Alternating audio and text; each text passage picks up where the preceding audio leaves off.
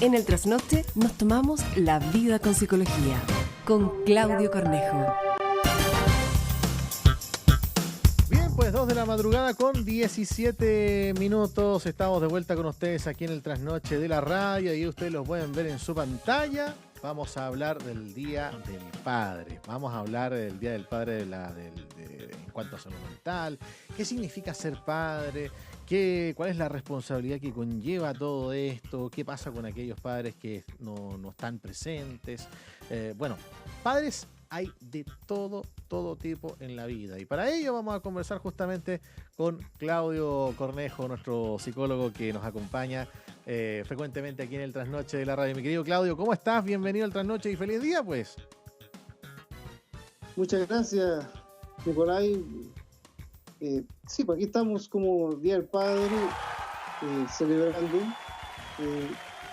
Bueno, como dices tú, hay distintos tipos de padres. Hay padres y hay algunos que arrancaron rápidamente, claro, cuando supieron que lo eran. Los que fueron a comprar el cigarro. Son tantos los padres que hay en realidad. Claro, pues. Así que para ellos y sobre todo los que están presentes, para ellos las congratulaciones, las felicitaciones, por cumplir el verdadero rol de ser padre, que es estar siempre presente, en todo sentido de la palabra. Y yo creo que con eso podríamos comenzar a hablar. Porque claro, ya es algo frecuente, podemos decirlo así, Claudio, que cada vez, no sé qué pasa, pero resulta que, ¿por qué el hombre no le cuesta tanto ser responsable de sus propios actos? ¿En qué sentido? Y uno de ellos, que es para toda la vida, que es ser papá. Bueno,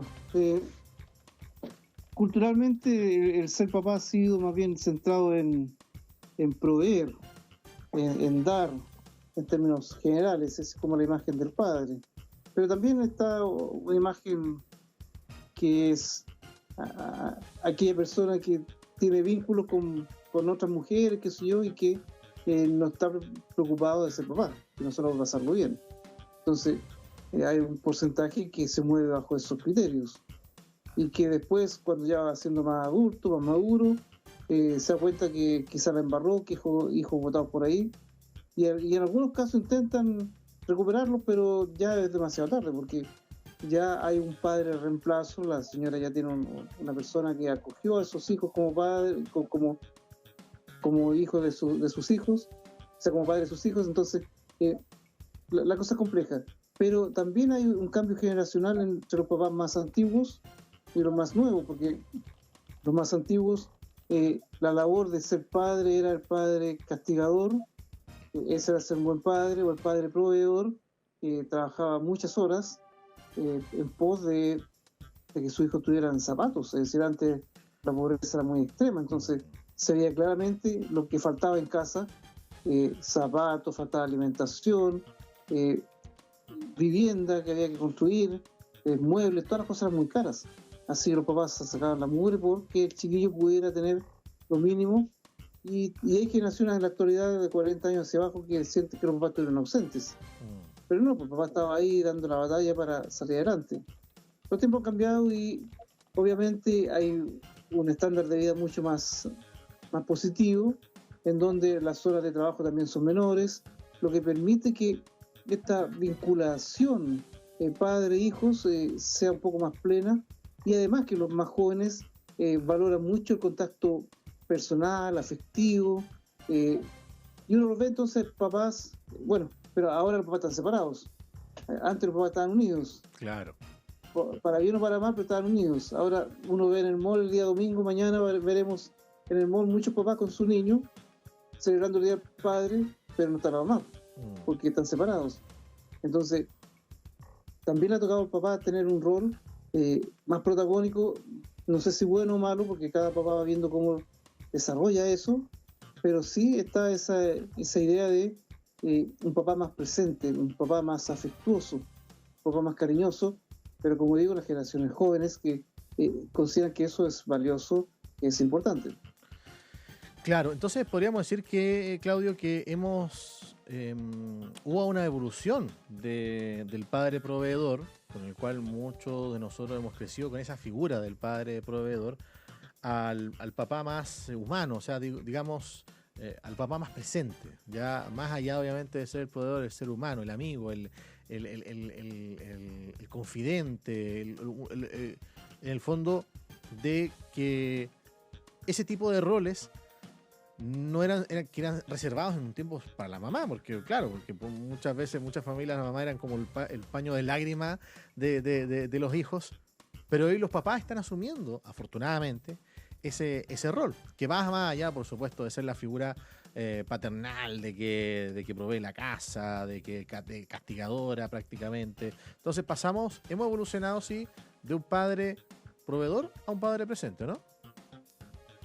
Sí, un padre que sea un poco más de tiempo, que como decíamos, dentro de las posibilidades se permite que el papá no esté en la obra trabajando tantas horas, de regulación por ley también. Entonces, pero también aparece esto del padre que tiene que expresar afectos, el padre que puede conversar con el hijo, el padre que llora, el padre que es sensible.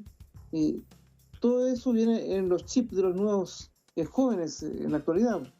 Entonces uno en sesiones, por ejemplo, en drogas, rehabilitación de drogas, trabaja con el papá que tiene 50 años, y va el hijo y la hija llora porque se emociona al ver a su papá saliendo adelante, el hijo de 22 años también llora, y el papá no llora, el papá está emocionado, pero a lo más le tirita la pera, Claro. pero el hijo sí le salen lágrimas. Entonces, eso es muy bonito ver que los chiquillos más jóvenes están más conectados con sus emociones y van educando a sus hijos también bajo esos criterios. Y eso es bueno, porque siempre ocurre que, claro, históricamente el papá era el hombre que no demostraba sentimiento, que tenía que tener prácticamente un corazón de piedra, de aparentar a alguien rudo, que no tenía que demostrar, comillas, debilidad. Entonces, en buena lid se están cambiando los paradigmas.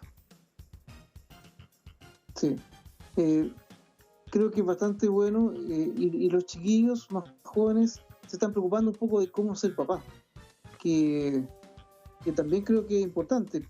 Llegan mamás, por ejemplo, papás que quieren ver cómo trabajar con sus hijos, con el chiquillo que es adolescente, con el niño de 4 años, y se preocupan, ¿estará bien esta conducta que tiene mi hijo? ¿Cómo lo abordo?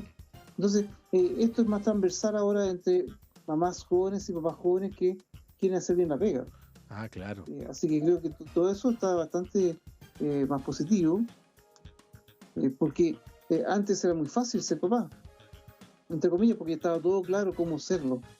Es decir, retabas, dabas un consejo como papá, o dabas un correazo y listo. Y eso eran las reglas de funcionamiento. Entonces, el amor del papá era llegar con más comida al fin de mes, y al fin de mes comprar cecina o paté, que no tenían para comer. Entonces, era algo especial ese día, y ahí estaba el amor del papá. O jugar a la pelota de repente con el hijo.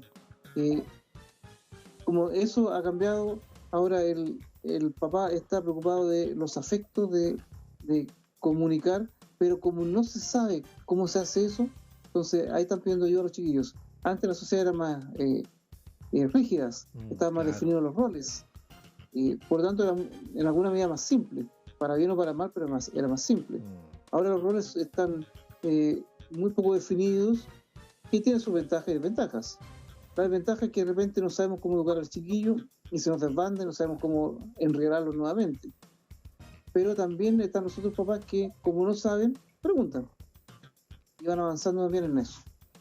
Sí, y bueno, en esta fecha, Claudio, muchas personas sienten incomodidad por este día porque no tienen una buena relación con su padre o incluso nunca lo conocieron.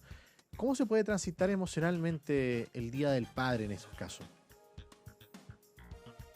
Bueno, tal como lo dices tú, es importante ver esos casos porque estamos hablando desde lo bonito del Día del Padre, pero hay personas que no quieren ser de su padre. Claro. Hay personas que el pensar en su padre les genera mucho conflicto. Ha habido mucho daño de los padres a los hijos por distintas razones. Entonces, esta experiencia del Día del Padre para algunos es una experiencia dolorosa, tener que recordar, tener que ver que esa persona que tendría que haberme dado seguridades solo me dio inseguridades, pena, dolor y traumas que pueden acarrear hasta de avanzada edad. Entonces creo que aquí lo más importante, a propósito de lo que tú dices, Nicolai, es cómo cada persona se hace cargo de su vida. Y siempre pongo el ejemplo, es decir, vamos por la calle y nos asaltan. Y me roban todo y quedo malherido. Entonces tengo la necesidad de restaurarme, de salir adelante, de poder salir a la calle sin temor otra vez, de sentirme que puedo volver a ser una persona segura. Es decir, el trabajo es mío, no de saber qué le pasó al delincuente, porque el delincuente fue malo, porque me hizo esto otro. Porque ese señor que fue delincuente y me asaltó, el tipo apareció y desapareció. Lo vi 2 minutos, 3 minutos máximo. Ya no existe en mi vida. Es decir, ¿cómo me hago cargo de mí frente a lo que me pasó? Si tuve un papá que me hizo daño, perfecto. Pero ¿qué hago yo con el daño que tengo? ¿Qué hago con el trauma que tengo, con el dolor que tengo? Es decir, hay una invitación a uno sanarse también, a uno restaurarse, a uno poder renovarse para no necesariamente volver a lo que pasó el padre, pero sí para uno sentir que tengo una imagen de padre construida en mí y que lo que voy a transmitir va a ser eso después también como papá o como mamá en relación a una imagen de padre. Claro, y bueno, retomando un poquito lo que habías dicho tú en un momento, Claudio, que hoy día la gente, los padres más jóvenes se preocupan de ser mejores padres para no cometer quizás los errores o los defectos de sus propios padres. Por ejemplo, yo tengo acá un mensaje de uno de nuestros auditores, Alex, dice que mi papá era y sigue siendo menos de piel. Él quiere de esa forma y demuestra su cariño con preocupación, poco afecto. Yo soy más de piel con mi hija, aun cuando estoy separado de su madre. Las quiero a ambas. Y ya mi hija tiene 20 años y me separé hace como 5 de su mamá. Soy un padre sensible. Entonces ahí vemos cómo las nuevas generaciones o gracias a las nuevas generaciones, notamos el cambio en ese sentido. Sí, lo que dice Ale es cierto. Exactamente. Estos papás son más sensibles. Por lo tanto, vamos creando jóvenes más empáticos también, con esa capacidad de poder ponerse en el lugar de los demás, de poder comprender, de poder expresar su interioridad, porque cuando llegan los adolescentes a la consulta, lo traen los papás, obviamente, y el adolescente nuevecito, 12 años, 13 años, y los papás preocupados porque el chiquillo o la chiquilla no cuenta nada. Se encierra en la pieza y anda con cara triste, le preguntamos y no nos dice nada de nada. Entonces los papás se asustan y le digo, pero usted, papá, ¿usted le cuentan las cosas que a usted le pasan a su hija o hijo? No, porque son cosas de adultos. Ya, pues, ¿qué aprendió el hijo? A no contar las cosas que le pasa a él porque son cosas de adolescente. Claro. Es decir, en la medida que los papás cuentan, mira, discutí con tu mamá, hemos discutido los dos porque, no sé, porque por la plata, entonces tu mamá anda enojada conmigo, yo ando enojada con ella, pero eso no va a pasar, no te preocupes, pero eso está sucediendo, o discutimos, o estoy triste, o estoy preocupado porque a lo mejor el trabajo me pueden echar. Comunicarlo simple, de manera sencilla, sin generar alertas, más allá de lo que corresponda, pero el niño se siente con una posibilidad de decir, papá, no te preocupes, de abrazar al papá, a la mamá, decir, yo estoy contigo, ya se van a solucionar las cosas, si discutieron en qué puedo ayudar, se siente partícipe y está aprendiendo a expresar, está aprendiendo a comunicar, pero los papás lo están enseñando. Claro, y por lo mismo, Claudio, aún existe una presión social, podemos llamarlo así, hacia los hombres, a los hombres respecto a cómo deben ser como padres. Aún pesan los estereotipos, quizás los estereotipos de antaño o los estereotipos que estamos viendo como el modelo de padre que nosotros vemos.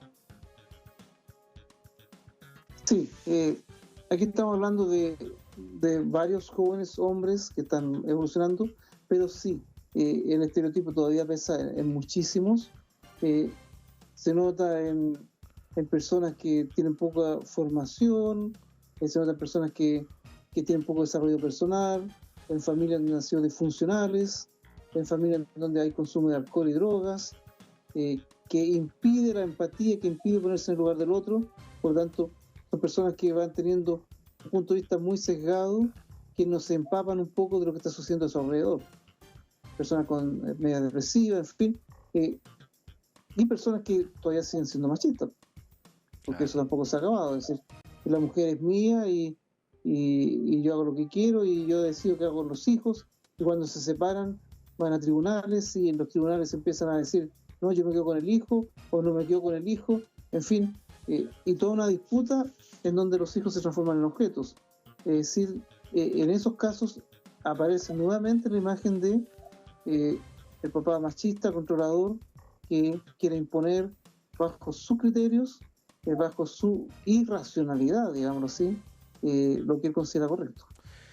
Claro, conversamos a esta hora con Claudio Cornejo, nuestro querido psicólogo, con quien estamos abordando el tema de ser papá en este Día del Padre, entre la celebración, entre la herida emocional, bueno, los padres de ayer, hoy y siempre. Y como estamos abordando el tema de los padres, podemos llamarlo así, padres primerizos, ¿qué le dirías tú como profesional, Claudio, y bueno, también como papá por lo demás, a quienes están criando y tienen miedo de no estar a la altura? ¿Cómo se trabaja esa autoexigencia o ese miedo a fallar que lo tienen muchos padres también? Bueno, y también mamá. Sí, es el tema más complicado porque te entregan un bebé sin manual de instrucciones y no sabes cómo hacerlo. Entonces, ese llanto, ¿qué significa? Lo abrigué mucho, lo abrigué poco, le di mucha comida, le di poca, el dolor, el llanto porque no la guatita, porque tiene cólicos, porque tiene fiebre, cuánta leche le doy, es decir, no sé nada de nada. Y quienes dan las primeras lecciones son las mamás, la suegra y la mamá propia, digamos. Claro. Entonces, al comienzo los papás están muy receptivos, mamá y papá, de lo que dicen los adultos. Pero a poco rato empiezan a sentir que la intromisión de los padres es molesta y ellos quieren tener decisión propia. Esa transición es compleja porque además el papá viene con una historia de cómo educar a sus hijos y la mamá tiene otra historia de cómo educar a los hijos. Y ahí empieza el poder de quién decide cuál debe ser la formación. Hay que ser rigurosos o hay que ser muy empáticos y muy cariñosos, en donde uno pierde los límites de cómo educar al bebé al año, 2 años, 3 años. No, hay que retarlo, dice el hombre, porque de chiquitito tiene que saber las cosas correctamente. La mamá dice, ¿cómo va a retar a un niño de 3 años si ni siquiera entiende? En fin, ahí viene todo un proceso de cómo los papás primerizos tienen que ir aprendiendo paso a paso. Y yo siempre digo, hay manuales de psicología del desarrollo, hay varios, en donde uno lo puede descargar incluso de internet, y ahí sale claramente lo que pasa a los 6 meses, al año, a los 2 años, en la etapa psicomotriz, lo que es el movimiento, la capacidad intelectual, el lenguaje, cuando deben ir hablando, el balbuceo, el laleo, en fin, te va indicando un poco qué debe ir pasando en cada etapa de su desarrollo. Y los papás empiezan entonces, cuando van a la consulta, a investigar, empiezan a aprender, transformarse en profesionales en la educación de sus hijos. Porque, ¿cómo sé lo que necesita mi hijo? Yo pongo siempre este ejemplo. El papá, imaginemos que el papá es un perro y toda su familia es de perros. Y la mamá es una gata y toda su familia es de gatas. Entonces, cada uno fue a colegio de perros, colegio de gatos, vivió con sociedades de perros, con sociedades de gatos. Y se juntan y tienen este amor y nace un bebé. Pero el papá perro va a querer que su hijo coma carne y huesos. Y la mamá gata va a querer que tome leche y coma pescado. Claro. Entonces, en ponerse de acuerdo qué es lo mejor, porque son comidas muy distintas, son educaciones muy distintas, empiezan a hacerle daño al bebé, que cada uno quiere imponer lo que fue bueno para ellos. Pero cuando empiezan a mirar a su bebé, no es ni perro ni gato, es un chancho. Por tanto, la dieta de los padres no va a servir para nada en relación a la educación de este niño, porque es un niño propio, distinto, con individualidad, con carácter, con formas de ser, de entender el mundo. Y es ahí donde tenemos que dejar nuestras propias teorías para salir al encuentro de ese bebé. Y como padre, en este caso, decir, ¿qué es lo que necesita mi bebé? ¿Qué es lo que necesita mi hijo? Claro. A tal edad, la adolescencia, cómo me acerco a él, cómo lo acompaño. Y como los chiquillos ahora exigen más, porque necesitan un padre presente, así que tenemos que estar a la altura de la exigencia de los niños. Así es, y mira, que también quiero bueno, colgarme un poquito de lo que habíamos hablado respecto a los famosos estereotipos, las presiones sociales. Yo pienso que todavía se ve, aunque cada vez menos, el tema de la edad, de cuando uno tiene que ser padre, porque hoy día, claro, yo digo cada vez menos porque, bueno, las cosas cambian, obviamente los poderes adquisitivos cambian, las prioridades de hoy día de las generaciones cambian absolutamente y se posterga también el tema de poder ser padre. ¿Tú crees que eso va en retirada, eso de esa presión de ser padre lo más temprano posible? Creo que siempre va a ser importante tener un papá joven más que viejo. Claro. El papá joven puede jugar a la pelota con el hijo. Sí. El papá joven puede subir los árboles con el hijo. El papá viejo ya no puede hacer nada de esas cosas. No, claro. Sí, claro, es una gran desventaja porque el papá joven uno lo mira así como que... que... dejar a los chiquillos al colegio o a la fiesta y se va a atravesar con los amigos porque son adolescentes y el papá tiene 20 años más nomás, entonces no hay mucha diferencia. Pero si 30 o 40 años el papá está conectado a diálisis, no sé. Quiero decir que entre más lejana la edad entre el hijo y el padre, hay brechas generacionales más complejas. Las brechas generacionales tienen que ver con miradas del mundo, con formas de relacionarse, en cómo el hijo percibe a su padre siendo activo con los compañeros, con los amigos, con los apoderados. Es decir, hay una imagen ahí que es importante de acuerdo a las edades más o menos estereotipadas que tenemos. No digo que debe ser exactamente así, pero hay una razón biológica. Es decir, yo tengo 63 años, si tuviera un hijo ahora, a los 20 años, mi hijo, yo tendría 83 años. Claro. Es decir, ¿para qué sirve un papá a los 83 años cuando el hijo tenga 23? ¿Para que me lleve al geriatra, no? Claro. Bueno, pues ¿sabes por qué te lo pregunto? Porque aquí tengo un auditor que se llama Ismael, que nos escribe de San Pedro de la Paz, y dice: voy a ser papá a los 52 años. De mi primer hijo, mi pareja es 20 años menor. Estoy tratando de estar muy presente. Si hay algún consejo, lo recibo con gusto por acá. Saludos de parte de Ismael, a propósito de lo que estamos hablando. Entonces, Ismael, hay que hacer un esfuerzo extra ahí, porque, por lo que digo, es decir, tienes 52, tu hijo va a tener 20 y tú vas a tener 72 años. 72 años es ser viejo, obviamente. Entonces, ¿cómo te preparas? No para hacerte el joven, porque ya no lo somos. ¿Cómo te preparas para entender la dinámica, para entender qué es lo que necesita tu hijo a tal edad, para estar presente en los momentos significativos de él, para mantenerte lo más activo en relación a la etapa del desarrollo de él, porque al ser bebé necesita los primeros años movimiento, mucho movimiento, correr, subir, trepar, jugar, porque su cerebro se va construyendo a partir de lo temporoespacial que se llama. En la medida que me muevo para allá, para acá, voy estableciendo relaciones de tiempo, espacios, ubicarme, saber cómo es mi cuerpo. Entonces ahí, que todavía tienes 52 años y tienes energía, hay que aprovechar eso en acompañar a este chiquillo, a este bebé, hasta que tenga 12, 15 años más o menos, pero tienes que estar reforzando cómo es el joven, estar revisando cómo están viviendo los jóvenes, estar presente en alguna actividad. Los profesores generalmente envejecen más lento, porque los profesores siempre están conectados con jóvenes, claro, con adolescentes, con niños, según el área en el que estén trabajando. Entonces, mantienen un lenguaje un poco más liviano, mantienen ciertos criterios y permite orientar. Entonces, creo que aquí, Ismael, un poco revisar esos aspectos para que cuando tengas 72 años estés lo mejor intelectualmente, físicamente, en ese acompañamiento que tu hijo va a necesitar ahí claramente.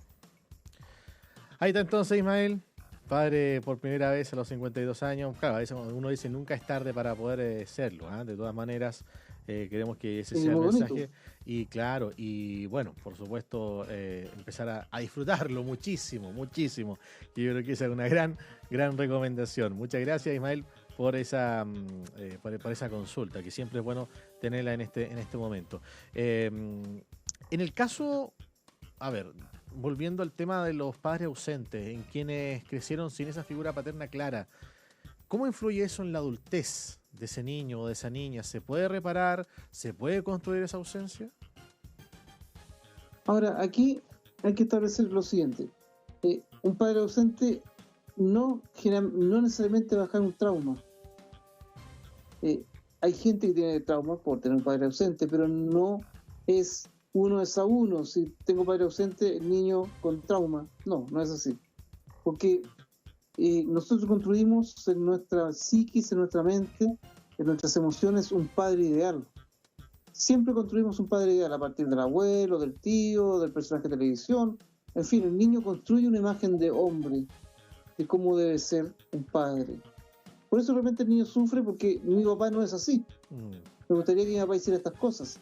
Cuando digo me gustaría que mi papá fuera así, o que mi papá no se hubiera ido porque los papás no deben hacer esto, él ya tiene una imagen de padre ideal, o ella ya tiene una imagen de padre ideal. Por lo tanto, va a funcionar en general cuando no hay traumas, moviéndose bajo ese modelo, que es un padre que uno dice, no, si estoy bien sin mi papá porque los papás deben estar presentes, mi papá nunca estuvo presente. Así que estoy tranquilo porque siento que no lo necesito, porque mi mamá suplió esa labor, porque tuvo mi tío cercano, con mi tío que podía conversar algunas cosas, fuimos a la cancha, a jugar a la pelota con mi tío, entonces esa imagen de padre no está dañada porque es una imagen introyectada, es una imagen que está dentro de nosotros. Eso es como lo sano, es lo esperable que pase siempre cuando no está, en este caso, la imagen cuando no está el padre físico real, porque puede haber fallecido también. Entonces, el punto cuando surgen los traumas, que no es siempre, son en los menos casos. Y por último, Claudio, ¿qué podemos hacer como sociedad para valorar más la paternidad consciente, la paternidad afectiva, no solo en lo simbólico, sino que en lo cotidiano? Creo que hay que estar entendiendo que el hijo o la hija es un ser humano que en cada etapa del desarrollo necesita comprensión, necesita ser escuchado. Siempre, aunque sea chiquito, tiene necesidades. A los 3 años, a los 5 años, tienen concepción del mundo, a los 6 años tienen miedo a la muerte, hasta los 12 años más o menos. Cómo acompañarlo en las cosas que son significativas para ellos. A los 12 años, o 11 años, 10 años, se pelean con las amiguitas, los amiguitos, y sienten que se va a acabar el mundo. Cómo empatizar con ellos, decir, bueno, te acompaño, te entiendo. Es decir, es un papá que esté sintonizado con lo que le pasa al hijo o a la hija en las emociones, validando lo que les pasa, no diciendo, pero eso ya va a pasar. No te puedo decir, eso es una tontera que estás pensando, se entiendo. Hay cosas más importantes. Oye, pero es un pelo en la cola lo que te pasa. No minimizar, porque para el hijo lo que está viviendo es fundamental. Para uno puede ser una tontera, porque uno ya tiene más edad. Claro. Pero lo que vive ese hijo, esa hija en ese momento es importantísimo. Y ahí uno tiene que sentarse y acompañar y dar ánimo, en muchos momentos callar, no decir nada, solo hacer un cariño, un abrazo. Eso es la presencia, el estar ahí involucrado en los afectos de los hijos. Bueno, en este Día del Padre queremos entregarle a ustedes una mirada mucho más amplia, mucho más introspectiva respecto al rol de cómo ser padres, más de cómo, sino tampoco del parecer, sino que del ser papás, de ser presentes, obviamente asumir este desafío con una mirada más amplia, más humana y también mucho más consciente, que es lo último que estábamos hablando, porque claro, más allá de los regalos, más allá de las fotos en redes sociales, bueno, esta fecha puede ser una buena oportunidad para sanar, para reconocer, para agradecer o simplemente comprender en los casos más difíciles. Así que, bueno, a todos los que nos escuchan, ¿cuál sería el consejo y el saludo de parte tuya para todos los papás que escuchan o ven Bio Bio TV? Bueno, aquí va mi saludo. Queridos amigos, padres nuevecitos, más viejos, súper viejos, no importa, pásalo muy bien en este día, pero para ser papá entonces sintonízate con el regalo que te lleven, sintonízate con, si no te llaman, llama, hazte valer como papá, hazte valer en el sentido de que eres importante, que te celebren, celebra tú el ser papá también, y pásalo excelentemente bien, porque es una época en donde, como decías tú, Nicolai, nos invita a la reflexión y a mejorar cada día un poquito más. Así que muchas felicidades en este día. Por supuesto, y de tema extenso, entonces, las felicidades a todos los papás de Chile y sobre todo los papás auditores de Bio Bio la radio y de Bio Bio TV. Mi querido Claudio, muchísimas gracias, te mando un abrazo y nuevamente agradecido por este buen momento de conversación relacionado al ser el Día del Papá. O sea, celebren como puedan, desde el corazón, desde su manera, y bueno, para quienes hoy extrañan a su papá o cargan emociones difíciles, bueno, también un abrazo enorme para todos ellos. Gracias, Claudio, que estés muy bien. Igualmente ustedes, William, también ahí con su ser papá y todo lo demás. Pásenlo maravillosamente bien. Muchísimas gracias, Claudio. Que pase buenas noches. Estamos en contacto. Hasta la próxima. ¿Ah? Así es. Ahí estaba Claudio Cornejo, nuestro psicólogo, hablando del Día del Padre, entre la celebración